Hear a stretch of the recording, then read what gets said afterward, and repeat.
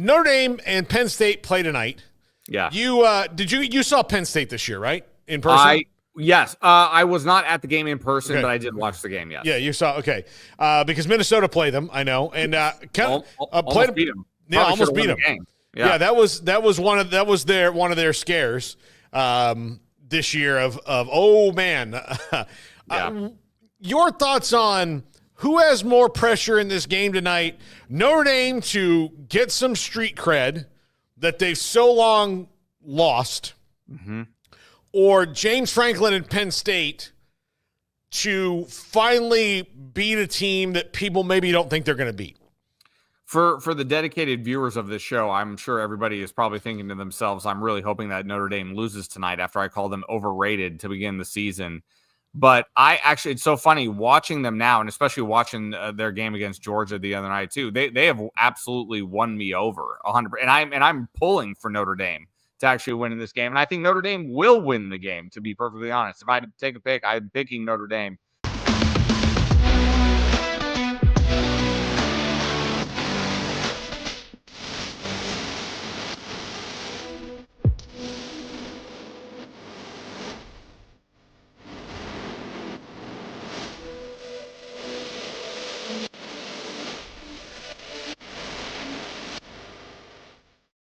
To win this game. But to answer your question, I think it's clearly on the shoulders of Penn State, because as of right now in the Final Four, Penn State has had the easiest road to get to where they are. I think people are kind of dismissing what they have had to do. It's like, okay, they had SMU at home, fine. Yeah, I mean, everybody was expecting them to win. I think they were a 9-point favorite or whatever. They killed SMU.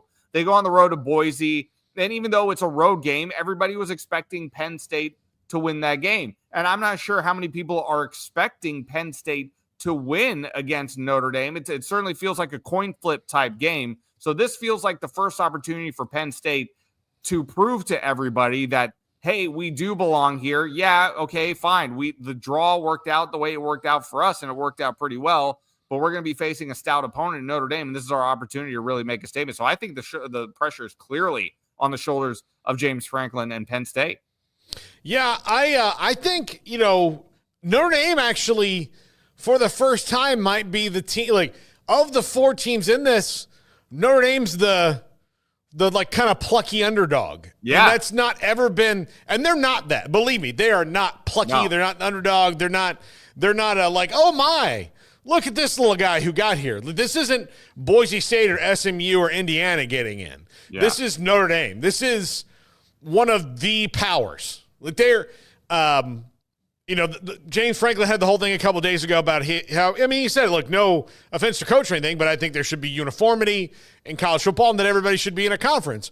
And Notre Dame will go, glad you think so. But our athletic director has as much say on this whole thing as the other four. Right. And they're in charge of 66 schools between the four of them, and he's only in charge of one. Like, that's how powerful we are. Why would we give that up?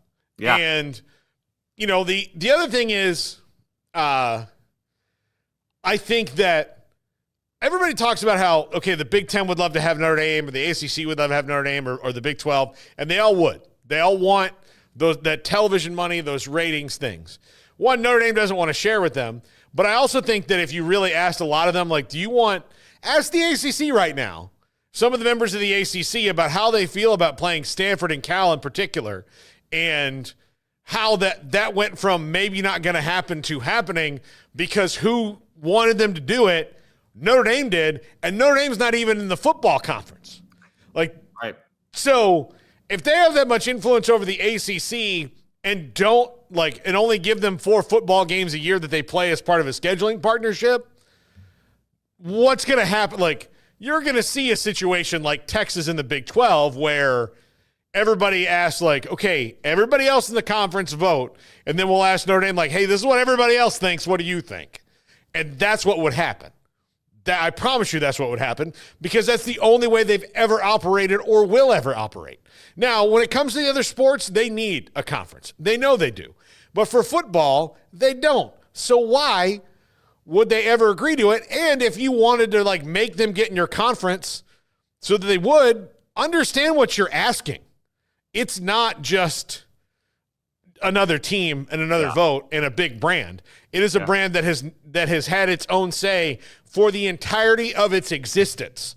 And then it's going to have to go into a league with 16, 17 other teams and be a team player?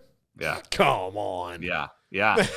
No, you make an absolutely outstanding point. I don't know if I'll ever live to see the day where that actually happens. I bet it probably does happen at some point, but you said it perfectly. I mean, what incentive does Notre Dame have to give up autonomy like that in terms of their football program being one of the biggest brands in the entire country? What incentive could they possibly have to do that? I don't see a scenario or a presentation in terms of that would sell them in joining any of the major Power 5 conferences. I don't see how it would happen. No, I don't either. I just don't and look, if they join one, the other thing is people think if they joined one, they would join the Big Ten. No, because they couldn't, if they wanted to join one, it would be the ACC because they could push them around. No doubt about it. And they do. They did. Yeah. Cal and Stanford, Notre Dame. That's who sold them on it was Notre Dame. They're not even, they might have to play either one of them for the next, 11 years. Who knows? Well, they're like, no, you guys should get Cal and Stanford. Well, yeah, we don't want to go over there. Yeah, we don't care. Yeah.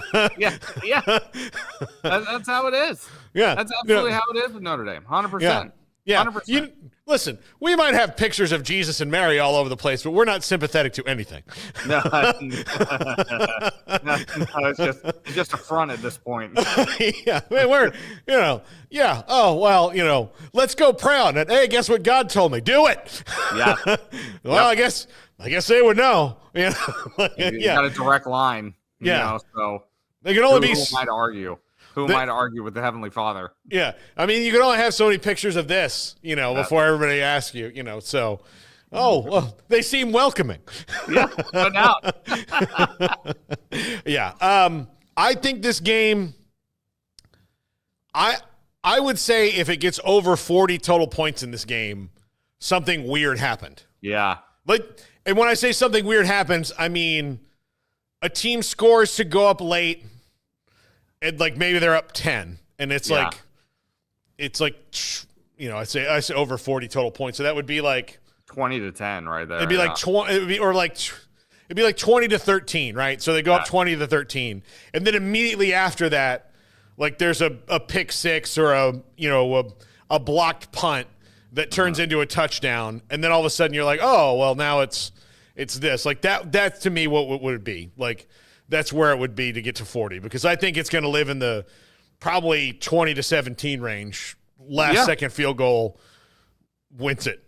We had a kick return for a touchdown in the game against Georgia. So, I mean, stranger things have happened. I know both these teams play great defense. So who's to say that a defensive touchdown wouldn't be possible tonight? I actually think that would be a fun prop play to play tonight if you're into that sort of thing. A defensive touchdown, I think, could be a possibility in this game. But who's to say why not? Both teams play great defense.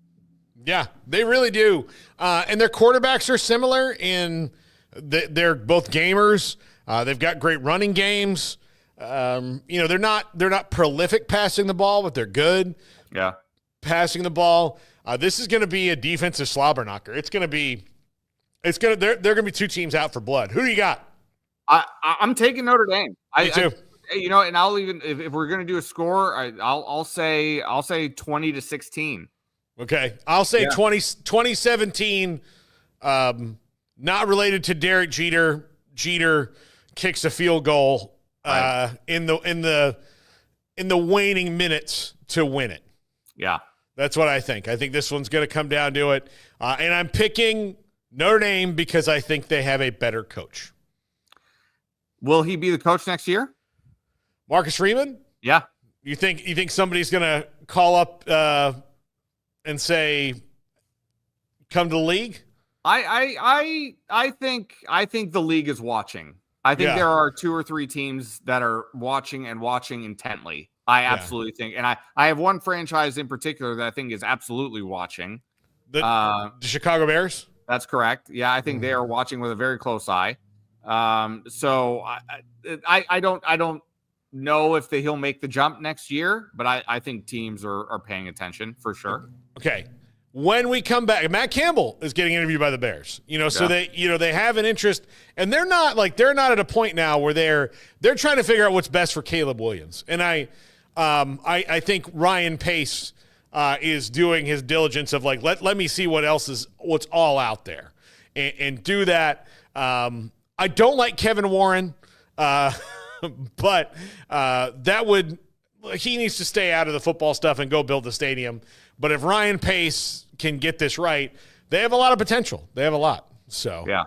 I think I think that's the most intriguing coaching opening, potentially, depending on what happens with the Dallas Cowboys, of course. Yeah. I don't know how intriguing that is anymore.